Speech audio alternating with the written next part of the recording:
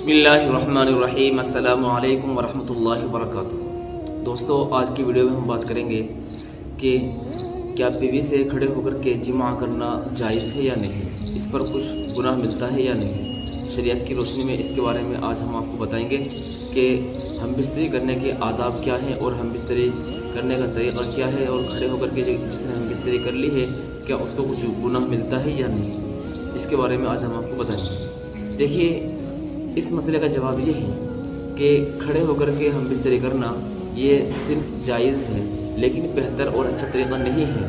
अल्लाह के नबी सल्लल्लाहु अलैहि वसल्लम का तरीक़ा नहीं है। अल्लाह के नबी सल्लल्लाहु अलैहि वसल्लम ने उम्मत को तालीम दी है कि तुम इस तरीक़े से सोहबत मत करना कि जिस तरीक़े से जानवर सोहबत करते हैं।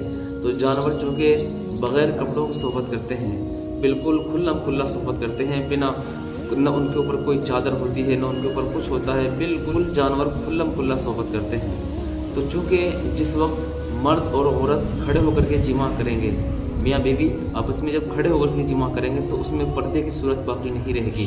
उसमें चादर वगैरह जो ओढ़ करके जिमा करते हैं वो उस सूरत में ख़त्म हो जाएगी। इस बुनियाद पर अल्लाह के नबी सल्लल्लाहु अलैहि वसल्लम का जो कौल है, अल्लाह के नबी सल्लल्लाहु अलैहि वसल्लम का जो फरमान है, उसकी खिलाफ वर्जी हो जाएगी। हालांकि जायज़ है ये।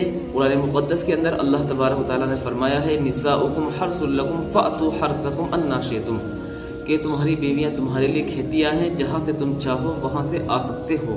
यानी इस आयत का मतलब यह है कि आगे के मकाम में किसी भी तरीक़े से सोहबत कर लो तो ये जायज़ है।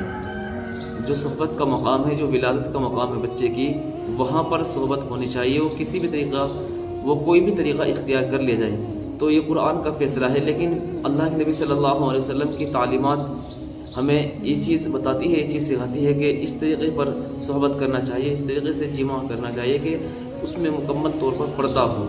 जब हमारा जहन इस तरीक़े से जाएगा, पर्दे की तरफ जाएगा, तो जो औलाद पैदा होगी वो भी बाहया पैदा होगी। और लिखा है किताबों के अंदर, अगर कोई खड़े होकर के जिमा करता है तो उससे बदन के अंदर कमज़ोरी आ जाती है, उससे दोनों के अंदर ताकत में कमज़ोरी आएगी, ज़ऊफ़ हो जाएगा, मर्द के अंदर भी और औरत के अंदर भी। लिहाजा ये एक तिब्बी नुकसान है इसका। खड़े होकर के हम बिस्तरी करने का नुकसान ये है कि उससे कमज़ोरी जल्दी आ जाती है और नुकसान बहुत ज़्यादा होता है। लिहाजा इस तरीक़े को इख्तियार नहीं करना चाहिए, बल्कि शरई एतबार से सुन्नत तरीक़ा इख्तियार करना चाहिए कि बीवी वो चित लेटी हुई हो और शोहर उसके ऊपर से आकर के हम बिस्तरी कर लें। या दूसरा तरीक़ा ये है कि बीवी चित लेटी हुई हो और उसके जो पाँव हों वो शोहर के कंधों पर हो, यानी शोहर उनको उठा ले और उसके बाद में वो जिमा कर ले। तो ये तरीक़ा है, सही तरीक़ा है कि जिससे औरत को भी लज्जत मिलती है और मर्द को भी लज्जत मिलती है, और ये सुन्नत तरीक़ा भी है और इसमें पर्दा भी ज़्यादा है। और चादर ढक करके जिमा कर लेना चाहिए। वो इस तरीके से जानवरों की तरह खुल्लम खुल्ला इस तरीके से जिमा नहीं करना चाहिए। तो ये तरीक़ा है। उम्मीद है बात आपकी समझ में आ गई होगी।